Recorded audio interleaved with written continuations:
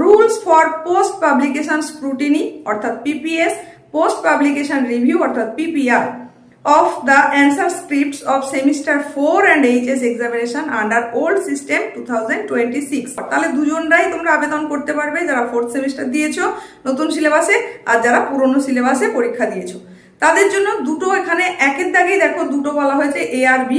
প্রথমটায় বলা হচ্ছে normal PPS normal PPR of his or her answer scripts from, দেখো এখানে ডেট উল্লেখ করে দেওয়া হয়েছে 15/5/2026 থেকে 28/5/2026, 23:59 একদম মধ্যরাত্রি পর্যন্ত তোমরা এটার জন্য আবেদন করতে পারো।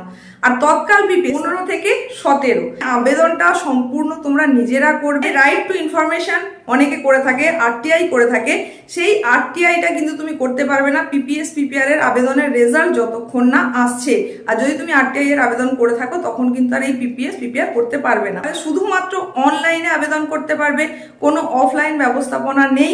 অনলাইনে ওই নির্দিষ্ট ওয়েবসাইট ভিজিট করে স্টুডেন্ট পোর্টালের মাধ্যমেই কিন্তু আবেদনটা করতে হবে।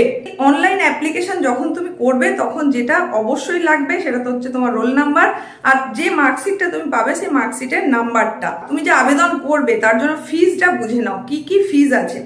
প্রথমেই আছে নর্মাল পিপিএস, তার আবেদনের জন্য পার সাবজেক্ট 150 টাকা, আর পিপিআর এর জন্য নর্মালের ক্ষেত্রে প্রতি সাবজেক্টে 200 টাকা। প্রতি সাবজেক্ট পিপিএস তৎকাল করতে গেলে সেটা লাগবে 600 টাকা।